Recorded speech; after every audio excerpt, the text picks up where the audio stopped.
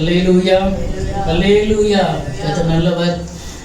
இன்றைக்கி ஆரம்பத்திலேருந்து நான் இந்த ஆராதனை நடத்துகிறேன்னா அவங்களுக்கு கொஞ்சம் த்ரோட்டு பெயின், ரொம்ப இந்த தொண்டை வலியினால் ஜலதோஷத்தினால கஷ்டப்படுறாங்க. அதனால தான் பேச முடியல. ஜெபித்து கொள்ளுங்க. சில காரியங்களை செய்யணும்னா, சில கிரியைகள் நடக்கணும்னா, சில தியாகம் நம்ம என்ன செய்யணும், பண்ணி தான் ஆகணும். ஆமென். வேலை செய்தாதான், வேலை செய்கிறவன் தான் கூலிக்கு பாத்திரவன் இல்லையா? மலையாளத்தில் ஒரு சொல்லுண்டு, எள்ளு முறிய பணி எடுத்தா பல்லு முறிய சாப்பிடலாமா? எள்ளு முறிய, எலும்பு முறிய அளவுக்கு வேலை செய்தா பல்லு நொறுங்க அளவுக்கு என்ன செய்யலாமா, சாப்பிடலாமா? அப்படி ஒரு பழஞ்சொல் உண்டு. ஆராதிக்கிற பிள்ளைங்க ஏதோ நம்ம வந்தோம் போனோம், ஏதோ ஒரு ஆராதனை கடமைக்காக அப்படி இருக்கிறதான அந்த கான்செப்ட் எல்லாம் மாற்றி சில தியாகங்கள் இந்த 2026 எல்லாரும் ஜெபிக்கிறவங்க தான். நான் ஒரு சொல்ல வேண்டிய அவசியம் கிடையாது. எல்லாரும் ஜெபிக்கிறவங்க, ஆனால் கொஞ்சம் தியாகத்தோடு ஜெபிக்க நம்ம என்ன செய்யணும், முற்படணும். நடுராத்திரியின் ஜெபம்.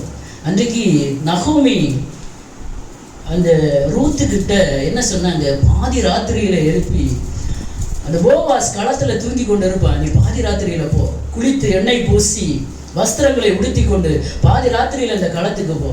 எழுத்தின்படி அந்த இடத்துல சொல்லப்பட்டிருந்தாலும் ஒரு தேவ பிள்ளை பாதி ராத்திரியில எழுப்பி ஆயத்தத்தோடு தேவ சமூகத்தில் ஜெபிப்பீங்கன்னா ஒரு நல்ல போவாசாகிய கிறிஸ்து உங்களுக்காக இருக்கிறார். ஆமென், அல்லேலூயா. அந்த பாதி ராத்திரி அனுபவம் அது ஒரு நாள் நம்மளை கைவிடாது. சில நம்ம இதுவரை தரிசிக்க முடியாத சில ஆசீர்வாதங்கள், நன்மைகள் அது கொண்டு வரும். கொஞ்சம் உறக்கத்தை தியாகம் பண்ணுங்க. காலையில் ஒரு 7 மணி வரைக்கும் வேலை இல்லாதவங்க தூங்குங்க. நைட்டு ஒரு 1 hour இல்லைன்னா 1.5 hour எழுப்பி தேவசம். ரூத்து ஒரு வாலிப பெண் தான். ஏன் சொல்கிறேன்னா, ஒரு வாலிப பெண் கணவனை இழந்தா, யாரும் இல்லை, திக்கு தசை இல்லை. அவள் ரோட்டில் நடந்து போய்கொண்டு இருந்தா உலகம் அவளை பார்த்து என்ன சொல்லி இருக்கும், ராத்திரி எதுக்கு போறான்னு சொல்லும். அந்த உலகம் என்ன சொல்லும், கேவலமாக சொல்லும் இல்லையா? கேவலமாக சொல்லும். உலகம் நம்மளை கேவலமாக தான் பார்க்கும். ஆனால் தேவ பிள்ளை எந்த சோர்ந்து போகக்கூடாது. தேவ சமூகத்தில் பிடிவாதமாக சில காரியங்களுக்காக ஜெபிங்க. இதுவரை அதை ஜெபிச்சவன் விட்ட கிடைக்கல, அதை விட்டுட்டு அடுத்த காரியத்துக்கு போகாதுங்க. ஆண்டவரே, நீர் எனக்கு இதை செய்யும் வரைக்கும், கர்த்தாவே நீர் இறங்கும் வரைக்கும். எரேமியா புலம்புகிறார், பெரிய தீர்க்கதரிசி, கர்த்தர் பரலோகத்திலிருந்து நோக்கி பார்க்க மட்டும் என் கண் ஓய்வின்றி இடைவிடாமல் சொரியும். ஏன் அவர் ஜெபிக்கணும்? இவ்வளோ பெரிய தீர்க்கதரிசி தானே, எதுக்கு அவர் கண்ணீர் வடிக்கணும் அப்படின்னா நம்ம எல்லாம் ஏமாத்துறோம். அல்லேலூயா. தேவ சமூகத்தில் சிலதை பெற்றுக்கொள்ளணும்னா கண்ணீர் விட்டு அழுது உபவாசித்து ஜெபிங்க. கர்த்தர் பெரிய காரியங்களை செய்வார். ஆமென். ஆவியானவருடைய ஏவுதலின்படி தான் இந்த வார்த்தைகளை நான் சொல்கிறேன். இது ஏதோ கடமைக்காக ஆராதிக்கிற ஒரு இடம் இல்லை. அல்லேலூயா. ஏதோ ஒரு கடமைக்காக வந்தோமா போனோமான்னு இல்லை. கர்த்தரை ஆராதிங்க. 12:30 வரைக்கும் நீங்கள் ஆராதிச்சா கூட நான் சந்தோஷமா இருப்பேன், அப்படியே விட்டுருவேன். பிரசங்கம் தேவையில்லை.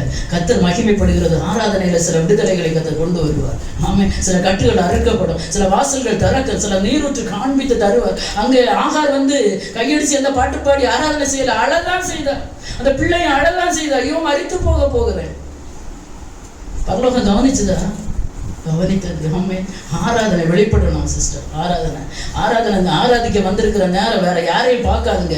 எப்படி பலத்தோட ஆராதிக்க முடியுமோ அவ்வளோ பலத்தோட கர்த்தரை ஆராதிக்க நம்ம பழகணும். ஆமென், அல்லேலூயா. கர்த்தர் நல்லவர். கர்த்தர் பெரிய காரியங்களை செய்வார். அருமையான தாயாருக்காக கர்த்தரை துதிக்கிறேன். அவங்க பாட்டியா கர்த்தர் ஆசீர்வதிப்பார். தொடர்ந்து வாருங்க. கர்த்தர் நம்ம சேர்ந்து கர்த்தரை மகிமைப்படுத்துவோம். கர்த்தர் நல்லவர். அல்லேலூயா. ஒரு சில அறிவிப்புகளை நான் சொல்ல விரும்புகிறேன். இன்றைக்கு 2 மணிக்கு பிள்ளைகளுக்கு சண்டே கிளாஸ் பிள்ளைகள் சாப்பிட்டு இங்கே இருங்க, சரியா? எல்லாரும் சேர்ந்து என்ன செய்வோம், கர்த்தருடைய ஊழியத்தை செய்வோம். இனி கொஞ்சம் காலம் மாத்திரம். ஆமென். கர்த்தர் சீக்கிரமாக வரப்போகிறது. பிள்ளைகளுடைய இருதயத்தில் எல்லாம் வசனத்தை விதைங்க.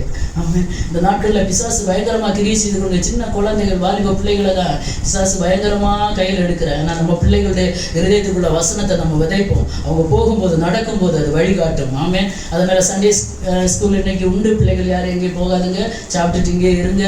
கர்த்தர் ஆசீர்வதிப்பார்.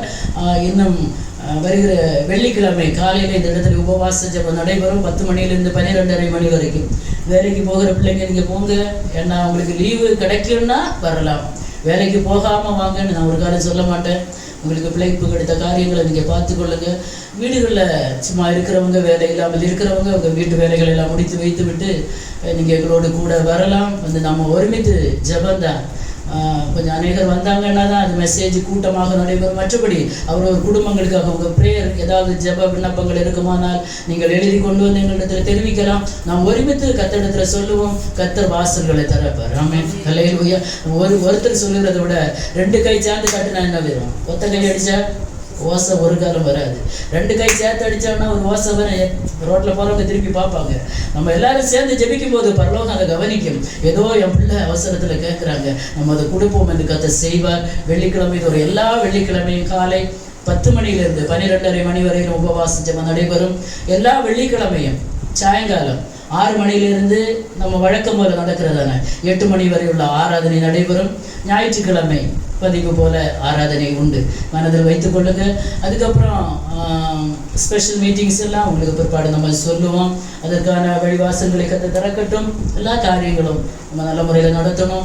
ஃபுல் அண்ட் ப்ரேயர் வைக்க வேண்டும் என்று அநேகர் விரும்புகிறீங்க. கர்த்தருக்கு சித்தமான நம்ம வைப்போம். ஆமென். கர்த்தர் நல்லவர், கர்த்தரை ஆராதிக்கணும், ஜெபிக்கணும். ஆமென். ஒரு அசைவு உண்டாகணும், குடும்பங்கள் ஒரு விடுதலை உண்டாகணும். ஏதோ ஜெபிச்சவன் போனான்னு இல்லை, கர்த்தரிடத்திலிருந்து பெற்றுக்கொள்ளணும். ஏதாவது நம்முடைய ஓட்டங்கள் எப்படி இருக்கணும்?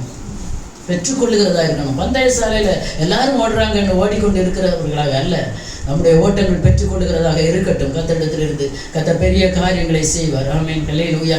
எல்லாரும் சேர்ந்து ஒரு பாடல் ஒரு அடியை பாடிவிட்டு செய்திக்கு நேராக நம்ம கடந்து போகலாம். இயேசு மணவாளன் நம்மை சேர்க்குவான், மத்தியவானில் வெளிப்படும் போல் காலம் ஆசன்னமாய் பிரியரே ஒருங்காமி சுத்தியோடு.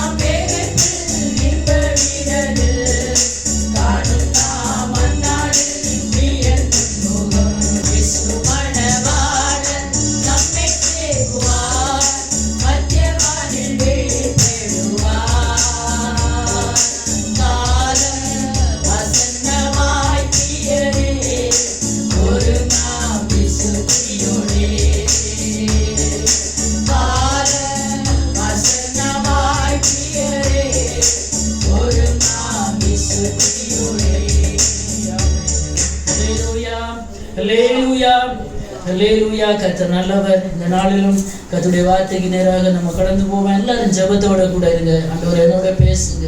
ஒரு மனுஷ சத்தம் இல்லை, ஆவியானவர் என்னோட பேசுங்க. அப்போ ஒரு வார்த்தையாகிலும் இந்த நாளில் வந்தது விருதாவா போகக்கூடாது. என் கூட ஒரு வார்த்தை பேசுங்கன்னு எல்லாரும் இருதயத்தின் ஆழத்தில் அல்லேலூயா ஜெபித்து கொண்டே இருங்க. கர்த்தர் வார்த்தையை தருவார். ஆமென். அல்லேலூயா.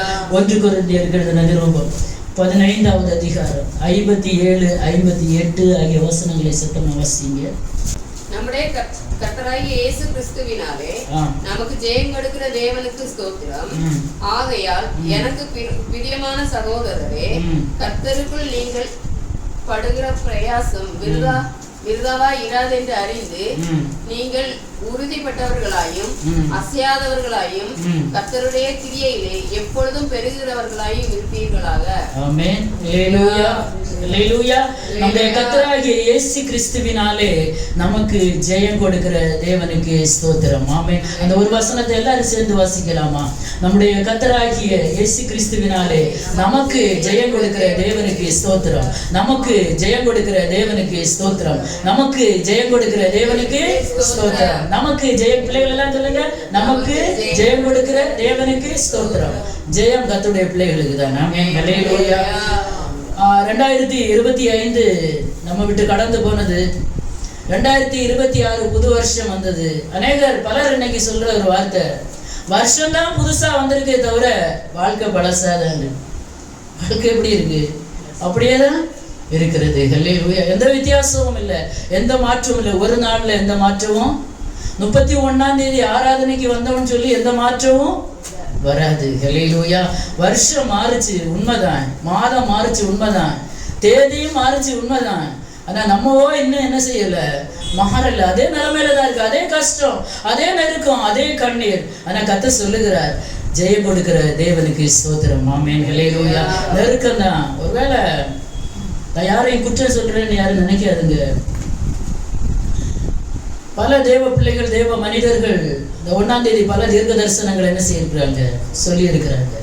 வருஷத்தின் ஆரம்பத்துல ஒரு தீர்க்க தரிசனம், தயவு செய்து மன்னிச்சுக்கோங்க, நான் அதை குறையா சொல்லலை. தீர்க்க தரிசனங்களை எல்லாம் கேளுங்க, நலமானதை மட்டும் என்ன செய்யுங்க, பிடித்து கொள்ளுங்கள். வெளிப்படுத்தின விசேஷம் 1ஆம் அதிகாரத்துல ஆண்டவர் சொல்றார், இந்த தீர்க்க தரிசன வசனத்தை வாசிக்கிறவனும் கேட்கிறவனும் கை கொள்ளுகிறவனும் பாக்கியவான் என்று எழுது, காலம் சமீபமாய் இருக்கிறது. நமக்கு தீர்க்க தரிசனம் எதுதான்? எல்லாரும் சொல்றாங்க யுத்தம் வரும். ஆமா, வசனத்திலே சொல்லி இருக்கு, யுத்தம் நடந்துட்டு தான் இருக்குது, பஞ்சம் வர நடந்துட்டு தான் இருக்குது, பூமி அதிர்ச்சி வர நடந்துட்டாரு. வருஷத்துல 1ஆம் தேதி சொல்லுகிறது மட்டும் இல்ல தீர்க்க தரிசனம். அப்போ என்ன செய்யணும், ஜனத்தை கூட்டணும். நான் ஒன்ன சொல்றேன், இது ஒரு கடைசி காலத்துல வந்திருக்கிறோம். யார் எப்படியும் சொல்லி கொண்டு போகட்டும், நலமானதை மட்டும் எடுத்துக்கொள்ளுங்க. யூடியூப்ல இருக்கிறது எல்லாத்தையும் பார்த்து பயந்துடாதுங்க. ஏன்னா வேதம் நமக்கு அழகா சொல்கிறது, இந்த தீர்க்க தரிசன வசனத்தை வாசிக்கிறவனும் இதை கேட்கிறவனும் இதை கை கொள்ளுகிறவனும் பாக்கியவான். இதை வாசித்து அதோட விட்டுறாதீங்க, கேட்டு விட்டுறாதீங்க. என்ன செய்ய பிரயாசப்படுங்க, கை கொள்ள பிரயாசப்படுங்க. கர்த்தருடைய வசனத்தை கை கொள்ளுங்க. ஒரு ஒரு வார்த்தை அவர் சொல்ற சில கட்டளைகள், கற்பனைகளை வைத்திருக்கிறாருன்னா அது கை கொள்ளாத பட்சத்துல பரலோக ராஜ்யத்துக்கும் போக முடியாது, எந்த ஆசீர்வாதங்களை சுதந்திரித்துக் கொள்ள முடியாது. இதுதான் தீர்க்க தரிசனம். கை கொள்ளுங்க. இதுவரை சில காரியங்கள் கை கொள்ள முடியாமல் இருந்திருக்கலாம், ஆனா கை கொள்ள பிரயாசப்படுங்க. கர்த்தருடைய நாள் சமீபமாயிருக்கிறது. லூக்காயில எல்லா சுவிசேஷத்திலையும் இயேசு சொல்லும் போது ஒரு வார்த்தையை சொல்லுவார். என்ன சொல்லுவார்? இதோ சீக்கிரமாய் வருகிறேன். அப்படின்னா வருக சீக்கிரம். இன்னைக்கு சொல்லுவாங்க, 1000 தான் சொல்லுவாங்க. இருக்கட்டும், அவரவருக்கு ஆவியானவர் கொடுத்த வார்த்தைகளை சொல்றாங்க. அதை கேட்டு யாரும் பயந்துராதுங்க. ஐயோ யுத்தம் தான் நடந்துட்டு இருக்கு, கொள்ளை நோயா வந்துட்டு இருக்குது, நடந்து ஒருக்கா முடிஞ்சாச்சு. எப்பவும் ஒவ்வொரு இடங்கள்ல கொஞ்சம் கொஞ்சமா அந்த தேசம் அழிந்து கொண்டுதான் இருக்கு. பஞ்சம் இருக்கு, பஞ்சம் நடந்துட்டு தான் இருக்கு. நம்ம ஒரு மூலையில நல்லா வயிற்று முட்டை சோத்தை நின்று இருக்கும். பசியால் எத்தனையோ பேர் இன்னைக்கு மரித்து கொண்டிருக்கிற இடங்கள் இருக்கிறது. அதெல்லாம் நடந்து கொண்டுதான் இருக்கிறது, எல்லாம் நடந்து கொண்டிருக்கிறது. அதனால தேவ பிள்ளைகள் என்ன செய்யக்கூடாது, சோர்ந்து போகாதுங்க, பயப்படாதுங்க. ஆண்டவர் சொல்றாரு, இதெல்லாம் வேதனைகளுக்கு ஆரம்பம், வேதனைகளுக்கு ஆரம்பம். பயப்படக்கூடாது ஆண்டவருடைய பிள்ளைகள். கர்த்தருடைய வருகா நம்முடைய முடிவா. எதுவானாலும் அந்த ராஜாவை சந்திக்க நம்ம ஆயத்தமா இருந்தானா எந்த தீர்க்க தரிசனத்தை கண்டு என்ன செய்யாதுங்க, பயப்படாதுங்க. வருஷத்துக்கு ஒருக்கா சொல்றது இல்லை தீர்க்க தரிசனம், டெய்லி விதைக்கப்படுகிற வார்த்தைகள் தான் தீர்க்க தரிசனம். அதை கேட்குறீங்களா, கை கொள்ள பிரயாசப்படுங்க. ஒரு மனுஷன் சத்தமா எடுக்காதுங்க. எந்த இடத்துல எல்லாம் கர்த்தருடைய வார்த்தைகள் சரியா விதைக்கப்படுகிறதோ அந்த இடத்துல இருந்து எல்லாம் என்ன உட்கொள்ளுங்க. ஒரு ஆடு கடகடகடன்னு புல்லு என்ன செய்யுமா, மேயுமா, மேய்ஞ்சிட்டு எல்லாம் வயிறு நிறைய முட்டை புல்லு மேய்ஞ்சிட்டு கடைசியில ஒரு நிழல்ல போய் படுத்து அசை போடும். பார்த்துருக்கீங்களா? பார்த்துருக்கோம் இல்லையா? அது மாதிரி வார்த்தைகளை கேளுங்க. படபடா 1 மணிக்கூர்ல இல்லைன்னா 1/2 மணி நேரத்துல அத்தனையும் உங்களுக்கு சொல்லுவோம். நாங்க அதை கேட்டுட்டு வீட்டுல போய் தியானிங்க. இந்த வார்த்தை என்ன ஆண்டவர், அதுல இருந்து ஒரு புதிய கருத்தை கர்த்தர் உங்களோடு பேசுவார். ஆவியானவர் எங்களுக்கு ஒன்னு ஆண்டவர் வெளிப்படுத்துவார், உங்களுக்கு இன்னொன்னு கர்த்தர் என்ன செய்வார், வெளிப்படுத்துவார். அப்படி வார்த்தைகளை அசை போடுங்க. ஆண்டவருடைய வார்த்தையின்படி வாழ பிரயாசப்படுங்க. இதுதான் நம்ம ஆண்டவருக்கு செய்ய ஒரு பெரிய ஒரு காரியம் இந்த உலகத்துல இருக்கும்போது. அப்படி செய்கிற பட்சத்துல எதை கண்டு நம்ம என்ன செய்ய வேண்டாம், பயப்பட வேண்டாம். சுனாமி வந்தது, கொஞ்ச நாள் எல்லாரும் மீன் சாப்பிடாம இருந்தோம், அடுத்து சாப்பிட்டோமா இல்லையா, எல்லாம் சாப்பிட்டோம். கொரோனா வந்தது, எல்லாரும் மாஸ்க் போட்டுட்டு நம்மளும் என்ன செய்யணும், அலைஞ்சோம். எல்லாம் ஒரு காலங்கள், எல்லாம் இதெல்லாம் சம்பவிக்கும் என்று வேதம் சொல்லுகிறது. ஆமென். இதுதான் தீர்க்க தரிசன வார்த்தை. இதை கைக்கு வாசிங்க. உலகத்துல என்னென்ன நடக்கும், யுத்தம், பஞ்சம், கொள்ளை நோய், ஜனத்துக்கு விரோதமா ஜனம், ராஜ்யத்துக்கு விரோதமா ராஜ்யம், யுத்தங்கள் எல்லாம் நடக்கும். வீட்டிலேயே ஒருத்தருக்கு ஒருத்தர் சண்டை, பிரச்சனை, பிள்ளைகள் பெற்றோருக்கு விரோதமாக, பெற்றோர் பிள்ளைகளுக்கு விரோதமாக, இதெல்லாம் சம்பவிக்கும். இதெல்லாம் புதிய தீர்க்க தரிசனம் இல்லை. 2025 ஆண்டுகளுக்கு முன்பே கர்த்தர் என்ன செய்து வைத்திருக்கிறார், எழுதி வைத்திருக்கிறார். வேதத்தை நல்லா வாசிங்க. யூடியூப்ல தேவையில்லாத செய்திகளை கேட்கறதை விட்டு வேதத்தை வாசிங்க. நல்ல செய்திகளை கேளுங்க, தப்புன்னு சொல்ல வரல. நாங்களும் போட தான் செய்யறோம். இல்லையா? கர்த்தர் நல்லவர். நல்ல செய்திகளை கேளுங்க. ஏதோ ஒரே ஆசீர்வாதமா அள்ளி வீசுறாங்களே தீபாவளி போனஸ் மாதிரி, அதெல்லாம் ரொம்ப நம்பாதீங்க. ஆசீர்வாதம் பெற்றுக்கொள்ளணும்னா கொஞ்சம் கஷ்டம்தான். ஆண்டவரிடத்துல இருந்து கடையில் போய் போத்தீஸில் போய் 5000 ரூபாய்க்கு ஜவுளி வாங்குவீங்க. செலக்ட் பண்ணி வாங்கும்போது 5 பைசா கொடுக்க வேண்டாம். கேமரா எல்லாம் கவனிச்சுட்டு இருக்கும். அந்த பேக் எடுத்துட்டு கவுண்டரில் போய் காசு கட்டாமல் வெளியே வந்து பாருங்களேன். எல்லாம் அப்போ 5000 1 லட்சம் ரூபாய்க்கு வேணாலும் வாங்கிடலாம். எந்த இடத்துல போயும் நமக்கு இஷ்டமானது எல்லாம் நம்ம செலக்ட் பண்ணி என்ன செய்யலாம், வாங்கி எல்லாம் ஒரு பில்லை தருவாங்க கையில். அந்த பில்லு கவுண்டரில் கட்டலைன்னா நீங்கள் வாங்கினது ஒன்று வெளியே கொண்டு வர. இது மாதிரி தான் ஆண்டவர்கிட்டையும் எல்லாத்தையும் சொல்லுவாங்க. அங்கே அது இருக்குது, இங்கே இது இருக்குது, ஓகே ஓகே ஓகே எல்லாம் பேக் நிறைய வாங்கி வச்சுட்டு கவுண்டர் பார்த்துட்டே இருக்கும். நீ இதுக்கு பாத்திரம் நான் இருக்குதியா, இந்த ஆசீர்வாதத்தை பெற்றுக்கொள்ள உன் பாத்திரம் தகுதியா இருக்கா? தகுதியா இருந்தாதான் கர்த்தர் ஊற்றுவார். ஆமென், ஹல்லேலூயா. இன்றைக்கு நம்முடைய பாத்திரங்கள் தகுதியா மாறட்டும். ஆசீர்வாதங்கள் வரும், நன்மைகள் தானாக வரும். கர்த்தருடைய வார்த்தைகளுக்கு கீழ்ப்படியுங்க. ஆமென், ஹல்லேலூயா. இன்னும் ஒண்ணு நான் சொல்ல விரும்புகிறேன். 2025 விதைச்சிருப்பீங்க, அதை அறுப்பீங்க. 2026 விதைச்சிங்கன்னா அறுப்பீங்க. கண்ணீரோட விதைச்சிங்கன்னா கம்பீரமான ஒரு அறுவடை உண்டு. அதை தான் சொல்லுவேன். இதுதான் தீர்க்க தரிசனம். எனக்கு அதான் ஆண்டவர் வெளிப்படுத்தி தந்தார். ஹல்லேலூயா. 25 விதைச்சிட்டு காத்திருக்கீங்கல்ல, அறுக்காம அறுப்பீங்க. ஹல்லேலூயா. கண்டிப்பா கர்த்தர் அறுவடையை தருவார். அவமானப்பட்டீங்க தானே, கண்ணீர் சிந்தினீங்க தானே, எல்லா நாளும் ஒதுக்கப்பட்டீங்க தானே, ஏதோ ஒரு அனுபவத்துல ரொம்ப பாடுபட்டு தேவ சமூகத்துல காத்திருந்தீங்க தானே. ஆனா காத்திருந்த காரியங்களை ஒண்ணுமே சரியான அளவுல அதெல்லாம் கிடைக்கல, இன்னும் கிடைக்கல. விதைச்சிட்டு உடனே அறுக்க போகணும்னு நினைச்சா ஒன்றும் நடக்காது. இல்லையா? இன்னைக்கு ஜெபிச்சுட்டு கண்ணை இறுக்கி மூடிட்டு சிலவங்க சொல்லுவாங்களா, சிஸ்டர் எனக்காக ஜெபிச்சு சொல்லுங்களேன். ஒன்றும் தெரியாது. கண்ணை இறுக்கி போனா எல்லாருக்கும் கருப்பாக தான் தெரியும், ஒரு வெளிச்சமும் தெரியாது. கர்த்தரிடத்திலிருந்து பெற்றுக்கொள்ளணும்னா சில காலங்கள் காத்திருங்க தேவ சமூகத்துல. ஆமென், ஹல்லேலூயா. சில காரியங்களுக்காக ஜெபிக்கணுமா, உடனே ஒன்றும் எதுவும் வெளிப்படாது. அந்த அளவுக்கு. ஆனா அப்படிப்பட்ட தீர்க்கதரிசிகள் தானியேலை போல, எரேமியாவை போல, எசேக்கியேலை போல, ஓசியாவை போல, யோவேலை போல, ஆமோஸை போல இருக்கிறாங்களான்னு கேட்டால் எனக்கு தெரியல. இருந்தால் நீங்கள் சொல்லுங்கள், நானே அவங்கள போய் சந்திக்க ஆயத்தமாக இருக்கிறேன். இன்னைக்கு கண்ணை அடைச்சோன்னு சொல்கிறாங்க, உனக்கு அது வருது, இது வருது, பானை வருது, பூனை வருது. என்னமோ என்னால் நம்ப முடியல. நீங்க நம்பி ஏமாந்து போகாதுங்க. கர்த்தரிடத்திலிருந்து ஏதாவது பெற்றுக்கொள்ளணும்னா கொஞ்சம் கஷ்டம்தான். ஹல்லேலூயா. கடினமான பாதைகள் தான். கஷ்டப்பட்டு தான் அவர்கிட்ட கேட்டு வாங்கணும். அவர் பார்ப்பார், இது இவங்களுக்கு கொடுக்கணுமா வேண்டாமா. ஒரு பிள்ளைகிட்ட ஒரு கண்ணாடி டம்ளர் புதுசாக வாங்கி வச்சிருக்கீங்க, 1 வயசு பிள்ளைய கையில் கொடுப்பீங்களா நீங்க? அது கேட்குற ஆசையா? மம்மி தாங்க மம்மி, அழகா இருக்க, கொடுப்பீங்களா? செல்லம் நீ உடைச்சிருவ, இன்னும் கொஞ்சம் வளரணும், வளர்ந்த பிறகுதான் உங்க கையில தருவேன். கர்த்தர் அப்படிதான். ஆவிக்குரிய வாழ்க்கையில குழந்தைய இருந்தீங்கன்னா குருவிக்க தலையில பனங்காய வைக்க முடியாது, அப்படிதானே? அதால அதை சுமக்க முடியாது. கர்த்தர் பார்ப்பார், முடியுமா?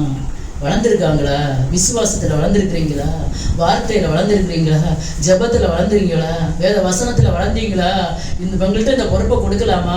இந்த ஆசீர்வாதத்தை கொடுத்தா, இந்த தாளத்தை கொடுத்தா புதைச்சி வைப்பீங்களா?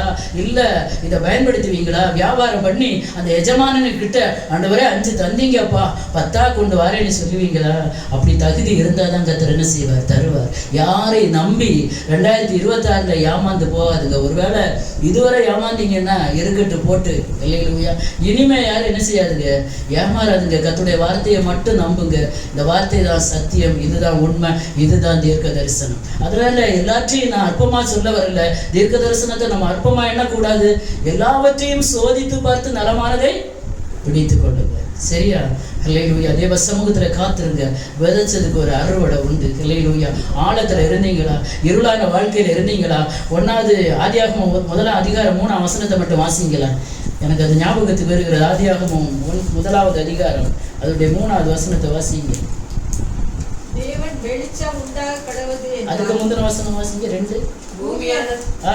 பூமியானது ஒழுங்கின்மையும் வெறுமையுமாய் இருந்தது. ஆழத்தின் மேல் இருள் இருந்தது. தேவ ஆவியானவர் ஜலத்தின் மேல் அசைவாடி கொண்டிருந்தார். பூமி எப்படி இருந்தா? ஒழுங்கின்மையும் வெறுமையும். இன்னொன்னு இருள், ஆழத்தின் மேல இருள் இருந்தது. அப்ப நம்ம வாழ்க்கை 2025 ஒழுங்கற்று வெறுமையா இருந்த அனுபவங்கள். இன்னொன்னு இருளான ஒரு வாழ்க்கை. அதுலதான் ஆவியானவர் என்ன செய்து கொண்டிருந்தாரா? அசைவாடி கொண்டிருந்தாரா. ஹல்லேலூயா.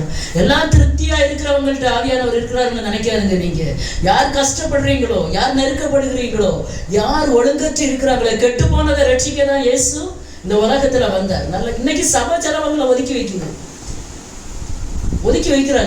பரிசுத்தவான்கள் என்று பேர் பெற்றவங்க சிலவங்களை என்ன செய்யறாங்க? ஒதுக்கி வைக்கிறாங்க. ஆனா இயேசு எதுக்கு வந்தார்? பாவிகளை ரட்சிக்கதான் கிறிஸ்து இயேசு உலகத்துல வந்தார். இன்னொரு வார்த்தை அழகா சொல்கிறது, கெட்டு போனதை ரட்சிக்கதான் இயேசு வந்தார். ஆமென், ஹல்லேலூயா.